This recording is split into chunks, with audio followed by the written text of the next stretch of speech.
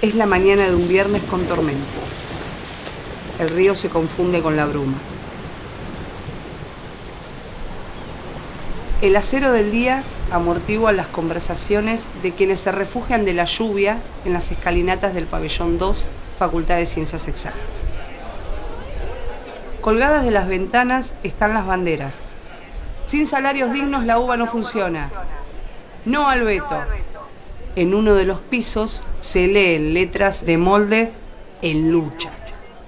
Un cubo, un cero, el infinito.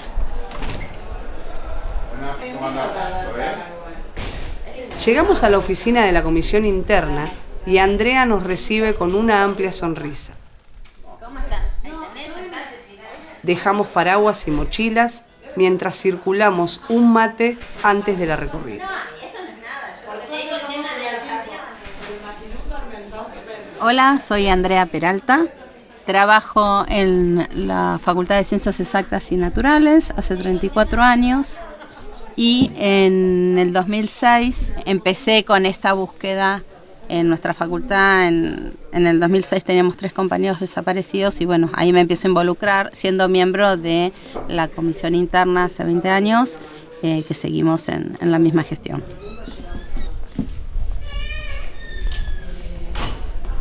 Como si fuéramos a encontrar un tesoro, grabador en mano, nos disponemos a caminar por el edificio.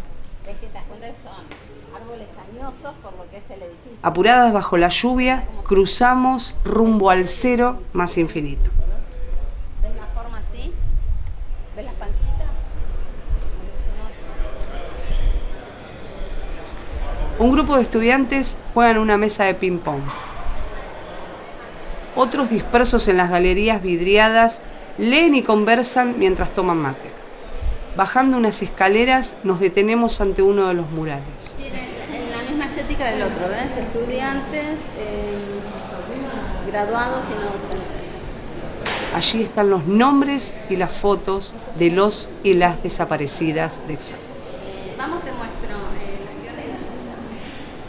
En un edificio queda la impronta de la historia, la marca de quienes lo construyen o quienes lo abandonan, si se recuerda o se niega. Caminamos por aulas, escaleras, patios y jardines diseñados por el arquitecto Rafael Vignoli. Hay mojones de memoria en formas de baldosas, placas y carteles. No olvidamos. Por uno de los pasillos vemos avanzar a Carlos con una pila de carpetas en la mano. Entre abrazos y saludos, intercambiamos las novedades sobre nuestra investigación.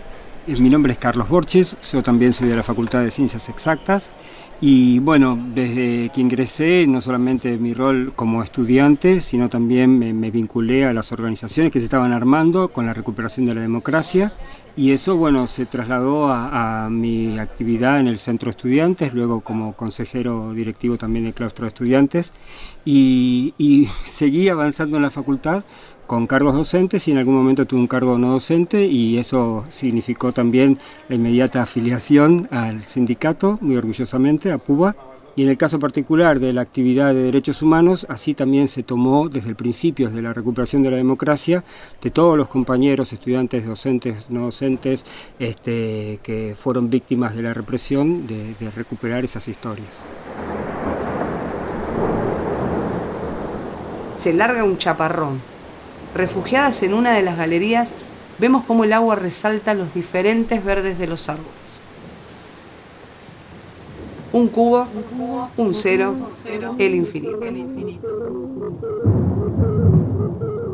Se pone en conocimiento de la población que las operaciones de control militar en todo el territorio nacional se desarrollan conforme a los planes previstos. ¡Buenos días! Se comunica a la población que a partir de la fecha el país se encuentra bajo el control operacional de la Junta Militar. El cierre definitivo de un ciclo histórico y la apertura de uno nuevo, cuya característica fundamental estará dada por la tarea de reorganizar la nación. Lo militar es tan viejo como el universo. Se halla en la Biblia que habla de las milicias celestiales convocadas para combatir el mal. Hará uso de la palabra a continuación Su Excelencia el señor Ministro de Cultura y Educación de la Nación. Quiero llegar hoy, en primer lugar, a la comunidad de profesores y alumnos, porque ellos son los hacedores de la vida universitaria. Habla el doctor Juan Rafael Llerena Amadeo. Entendimos que asumíamos el deber de cumplir uno de los principales objetivos del proceso, la conformación de un sistema educativo acorde con las necesidades del país, que sirva efectivamente a los objetivos de la nación y consolide los valores y aspiraciones culturales del ser argentino.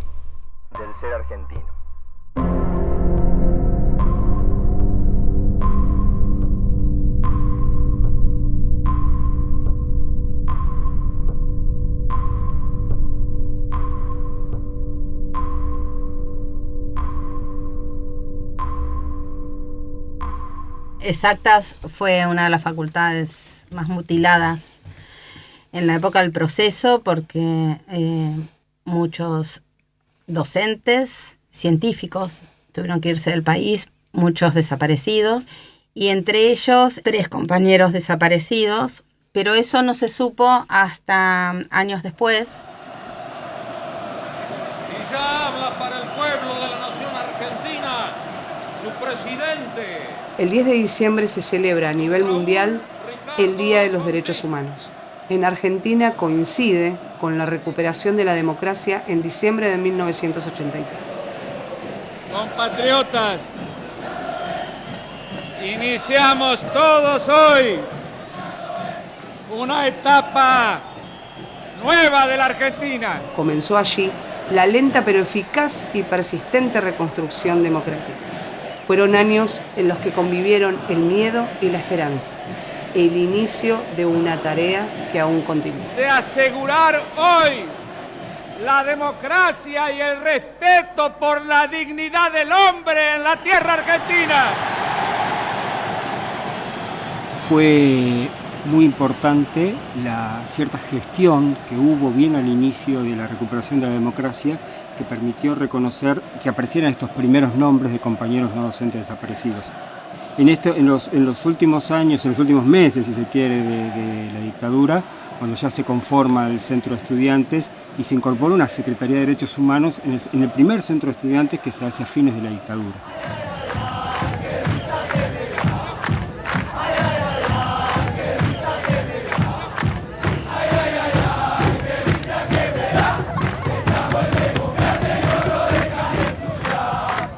Ahora, claro, los nombres que circulaban eran de estudiantes o de graduados, porque por ahí habían 2 tipos de vínculos que eran muy fuertes, todavía vigentes con la facultad, que eran los padres de estudiantes de Exactas que se habían vinculado o que nosotros habíamos conocido a través de los organismos de derechos humanos. ¿Quiénes son nosotros? Nosotros era un colectivo de gente interesada, vinculada con organismos de derechos humanos, en el cual participaban varios docentes y buena parte de movimiento estudiantil. Que en el caso particular mío se había creado la Secretaría de Prensa, y yo era el secretario de prensa.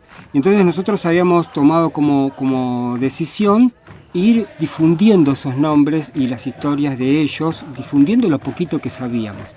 La idea nuestra era corporizar la presencia de los compañeros desaparecidos, que dejaran de ser nombres.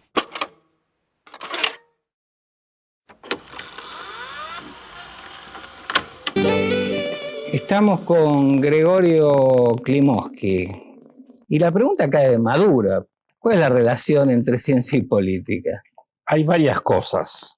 La ciencia provoca desarrollo económico y el desarrollo económico, el desarrollo tecnológico tienen que ver con el bienestar social. Quien habla es Gregorio Klimovsky, el matemático y filósofo que integró la Asamblea Permanente por los Derechos Humanos y fue también exdecano de la Facultad de Ciencias Exactas. Su gestión fue muy importante en los comienzos de las búsquedas de los y las desaparecidas. Una ciencia con un número crítico notable de científicos y que esté al día está comprometiendo su futuro. Frente a las escalinatas del pabellón 2 está la plaza que lleva su nombre. Tiene un banco blanco y uno rojo. La plaza une los edificios y las luchas. En su primer día de gestión, él emite 3 resoluciones y una de ellas es detectar a todos aquellos trabajadores que habían perdido su condición de trabajador, que habían sido echados por faltas reiteradas. Porque los estudiantes iban y venían, los docentes a veces también, pero los no docentes, si no venían a trabajar, eran cesanteados. Entonces, Klimovsky lo que hace, pide ver los legajos de 3 compañeros que no habían venido más a trabajar y que sus familias decían que no podían porque no estaban y nadie les creía. Y ahí aparecen esos 3 nombres, el de Corbalán, el de Montoya y el de Domínguez. E inmediatamente, cuando ya tiene esos nombres, Klimovsky lo que hace es elevar a la CONADEP esos 3 nombres para chequear si son o no desaparecidos. Ahora encontramos registrados allí, escrito en viromes o en viejas máquinas de escribir, minuciosa síntesis en el lenguaje que la burocracia administrativa impone en una institución de la dimensión que tiene la Universidad de Buenos Aires. Traducimos esas fichas al lenguaje cotidiano para reconstruir fragmentos de la vida de nuestros compañeros y compañeras. Y el siguiente paso fue empezar a revisar, bueno, qué pistas había. Y no era fácil encontrar esas cosas, no era fácil, recordemos que eran años difíciles, no había tanto dinamismo como hay hoy en día entre los distintos segmentos, digamos así, de la facultad, los diálogos no eran tan fluidos como es hoy en día, y entonces quienes podían hablar de las historias de esos compañeros de no docentes desaparecidos con los sectores estudiantiles o con los sectores docentes no existían esos diálogos que hoy en día son de lo más naturales, afortunadamente. Se estaban construyendo. Exactamente, había una cortina ahí, digamos, que operaba de una manera un poco dificultosa para esos diálogos. ¿Quiénes? ¿Cuántos? ¿Dónde? ¿Por qué? Nombrar, reconocer, reconstruir fueron las primeras tareas en la reciente democracia. Con la lista que teníamos, que estaba plagada de errores, porque en algún momento, por ejemplo, no teníamos, por decir algunos errores que cometimos, aparecía como estudiante de Ciencias Naturales Bonafini, uno o los 2 de Bonafini, pero que eran de La Plata, y nosotros teníamos como estudiante de Ciencias Naturales, lo tuvimos con nuestra lista, después hubo que tacharlo. Aparecía Miguel Sánchez, y lo teníamos porque como estudiante de Física, y era de Educación Física, ¿no? Pero en ese momento, en esas primeras referencias, aparecía estudiante Física. Uno veía las fotos de él y las pocas fotos que aparecían estaban siempre con musculoso, y bueno, ese tipo haría deportes, pero después, mucho tiempo después, vimos que era de Educación Física, así que tuvimos que corregir muchos de estos errores. En la primera lista de no docentes desaparecidos figuraba Juan Carlos Domínguez, trabajador del Departamento de Física desde 1966. Hacía tareas administrativas y técnicas. Juan Carlos quedó cesante el 10 de octubre de 1978. Con su búsqueda sucedió algo particular.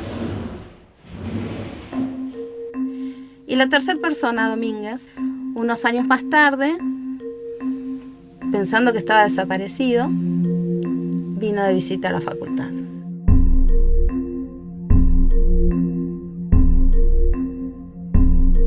Él está viviendo en España y de venir de visita al país va a saludar a sus compañeros de trabajo y ellos se asombran porque ahí le cuentan que pensaban que él estaba desaparecido. Y en el pabellón 2 tenemos un mural donde están los nombres de todas las personas desaparecidas en la época del proceso y lo llevaron y esta persona se choqueó al ver su nombre ahí. Y nunca más tuvimos contacto, no pudimos volver a contactarnos con él. Supimos que pudo irse del país antes que lo apresen.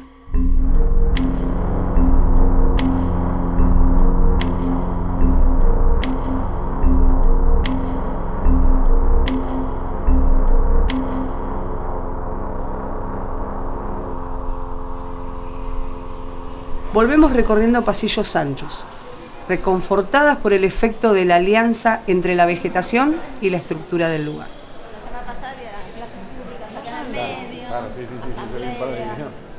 Pasan 2 compañeras conversando mientras empujan carros con baldes y escobas. El piso reluce. Un grupo de estudiantes escucha con atención a un profesor que señala 2 pizarrones con números y fórmulas. Miramos las ondulaciones del edificio. El cero y el infinito. Hay un discurso que prende mucho en la sociedad antipolítica. Y yo reivindico la política, a lo mejor por este pasado que yo te decía de haber vivido la dictadura, porque yo creo que justamente la política es ocuparse de las cosas de todos. Quien habla es Jorge Aliaga, físico e investigador, decano de la Facultad de Ciencias Exactas y Naturales hasta el 2014. Pero viví esa época donde todavía se pensaba que la salida era que se ocuparan los militares. Después, afortunadamente, eso quedó desterrado y quedó que, bueno, el ámbito democrático era el correcto. El doctor Aliaga, que era decano en ese momento en la facultad, me convoca, siendo miembro de la comisión interna, para ahondar más en el tema de los compañeros desaparecidos no docentes. Y estaba ahí, pero nos faltaba una vuelta de rosca, que era esto, lo que decimos de lo cotidiano, de otros compañeros que hayan estado en esa época. Comencé a hablar con un compañero que ya está jubilado, del Departamento de Industrias, el compañero Villar, que estaba en esa época y los conocía. Entonces él me empezó a meter más en la historia de ellos, a contarme cosas más cotidianas, de conocerlos. Carlos Montoya trabajaba en el área de mantenimiento. En el subsuelo del pabellón 2 funcionaban la herrería, la carpintería y el sector de electricidad. Que ese fue su lugar de trabajo. Se supo a raíz de una nota en el legajo. Allí se lo felicita a él y a otros compañeros por ayudar a controlar un incendio. Sabemos ahora con más certeza que Carlos, o Cacho, como le decían sus compañeros, era electricista y que empezó a trabajar en la UBA en 1973.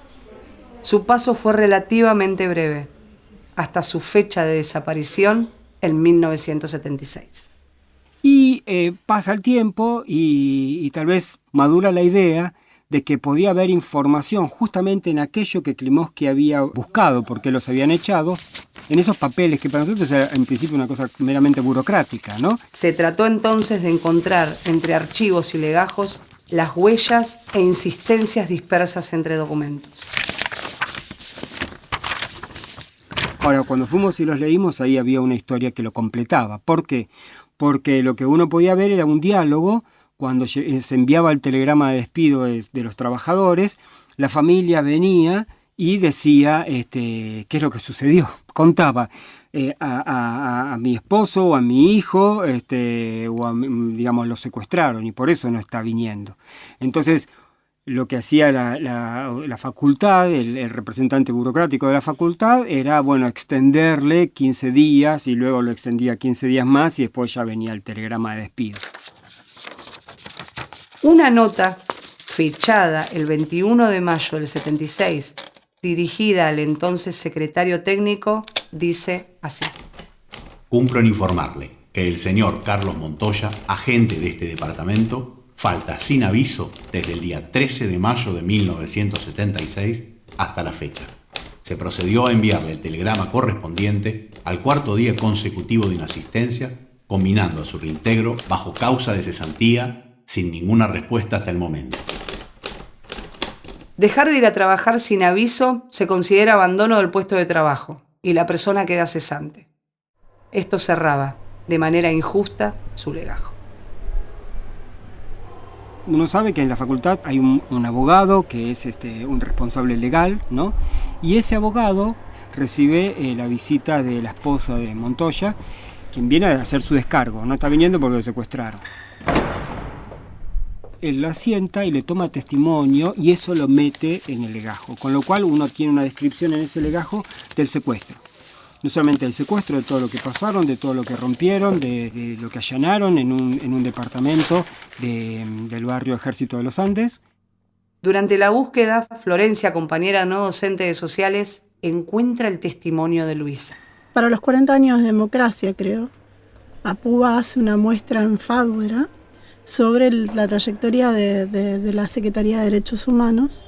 Y ahí está yo no sabía que era la de la mujer de Montoya, pero yo leo, entre la exhibición de la recuperación de los legajos que se hace, la descripción de una persona que cuenta el secuestro de su marido en primera persona Y eso es parte del legajo.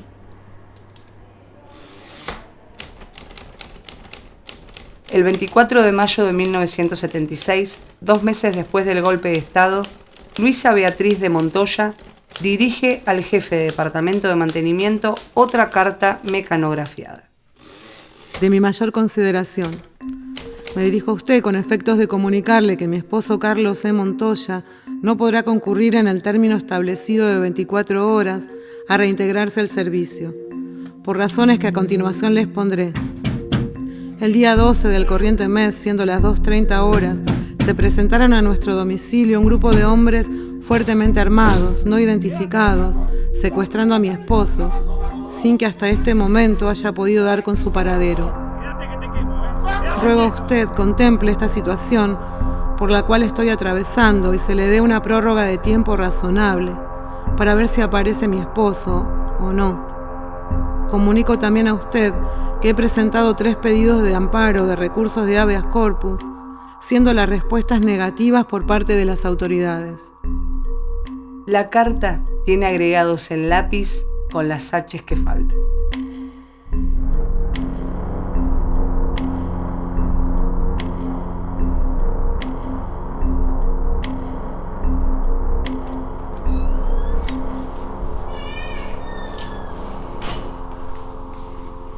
Y incluso ella vuelve diciendo que no lo encuentra todavía y vuelve, el abogado le toma y ahí toda la declaración y esta mujer, digamos, con una solidez y una templanza impresionante, digamos, da todos esos testimonios. Y el abogado, bueno, guardó eso y lo volvió a meter en el legajo y nosotros 20 años después pudimos tener una imagen, una configuración más clara de todo ese proceso. Yo milito desde los 16 años, tengo 50, o sea que el relato no es algo que me era ajeno ni desconocido. Sin embargo, la contundencia de que un documento burocrático asiente un sistema de desaparición forzada que lo burocratice y lo ponga en un legajo, la verdad fue muy impactante. Ella quiere ir una tercera visita y ya habían cambiado ese abogado y también había cambiado el decano interventor y las nuevas autoridades, cuando se quiso presentar ella, no le permitieron entrar directamente. Y entonces ella había quedado con un tremendo dolor y no quería saber nada con la facultad, absolutamente nada. Entonces el decano Jorge Aliaga en persona la llamó por teléfono para pedirle disculpas en nombre de la facultad y logró que ella viniera en un acto que fue muy intenso emocionalmente.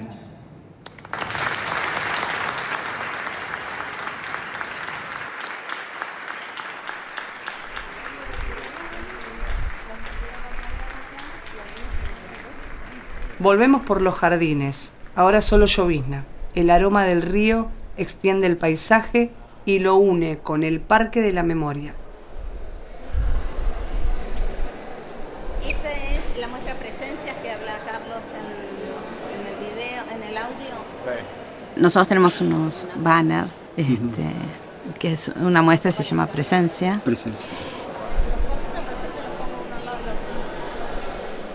Tenemos un banner de Carlos y uno de Eduardo, y en el de Carlos no tiene foto, porque uno de los relatos de su pareja en su momento era que se llevaron todo, no dejaron nada. No había nada registrado de él, salvo la foto que le encontró a la compañera Flor rastreando. Logró dar con la foto, era de su DNI. Ahí yo voy a hacer un asterisco que tiene que ver con las políticas de Estado, porque esa foto la pudimos conseguir porque figura en el Archivo Nacional de la Memoria. A raíz de la restitución del legajo, se pudieron cruzar a los archivos de RENAPER, de ANSES, digamos, un montón de archivos, hizo que los trabajadores y las trabajadoras del Archivo Nacional de la Memoria pudieran encontrar una foto, que es la foto del DNI, la que tenemos. Muy chiquitita y todo, pero en un acto que tuvimos el año pasado, pusimos unas placas de los dos compañeros, pudimos colgar en el banner su foto y poder conocer su cara, ¿no? Por eso cuando conseguimos la foto, le digo conseguimos porque a mí fue por una compañera docente de acá, que un compañero del Archivo Nacional de la Memoria, de otro de sitio, de yo, y todos entendieron lo trascendente que podía ser para una comunidad que ese compañero tuviera rostro y que dejara de ser una silueta. Podemos ponerle cara a un compañero que había desaparecido, pero que no sabemos cómo era. Hay que seguir buscando, porque a medida que uno va buscando, va encontrando caras, rostros y también más nombres, ¿no?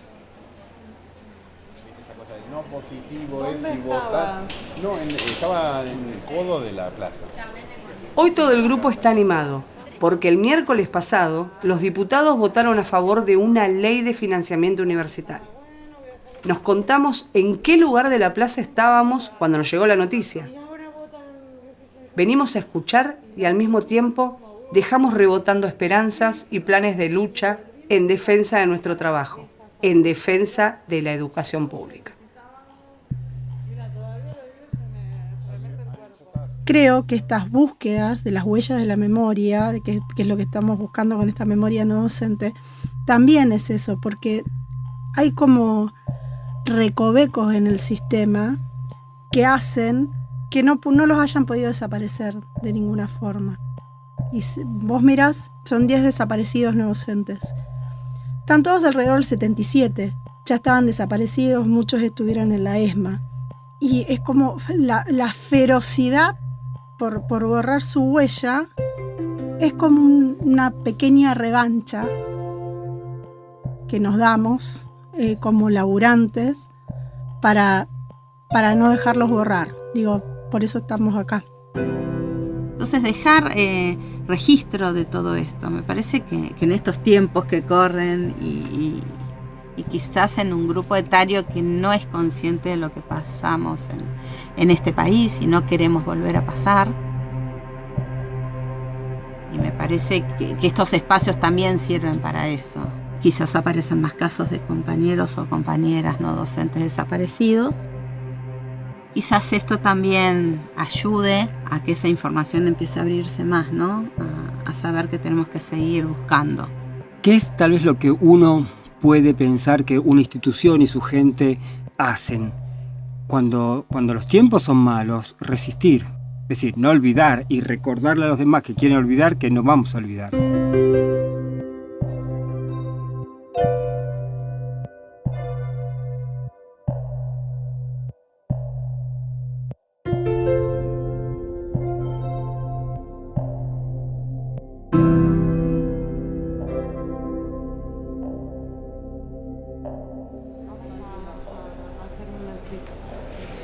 ¿Tienen algo en la interna ustedes? Sí, la mochila. Te lo doy porque yo tengo que salir. Envueltas en el aroma de las plantas húmedas, nos despedimos encendidas de ideas. Volveremos a Exactas para contarte la historia de Eduardo Benito Francisco Corbalán.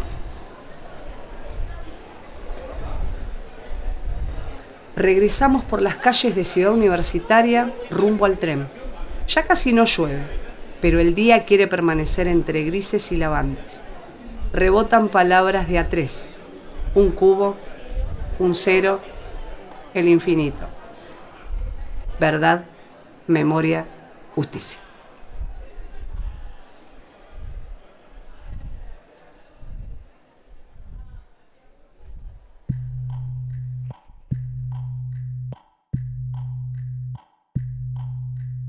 Caminos de la Memoria.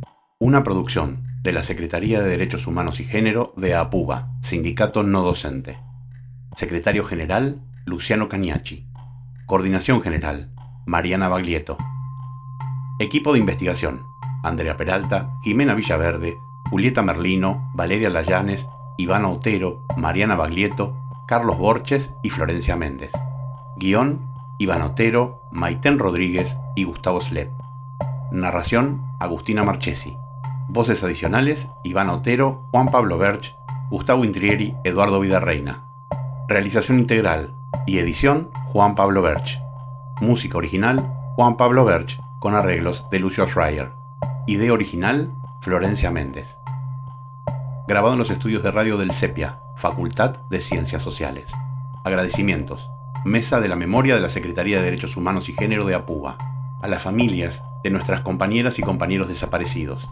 Gabriel y Mariana Corbalán, Matías Lenier, Soledad Castañola, Leonardo Benito Peña, José y Gladys Rapela, Marta Paoli, a las autoridades de la Universidad de Buenos Aires, a Fabián Colart, a la Intersindical de Derechos Humanos, al vicedecano de la Facultad de Ciencias Sociales, licenciado Diego de Charras, a las delegadas y delegados generales de las comisiones internas de las facultades de Exactas, Económicas, Agronomía, Medicina, Derecho, Filosofía y Letras y del Hospital de Clínicas. Universidad de Buenos Aires. 2026.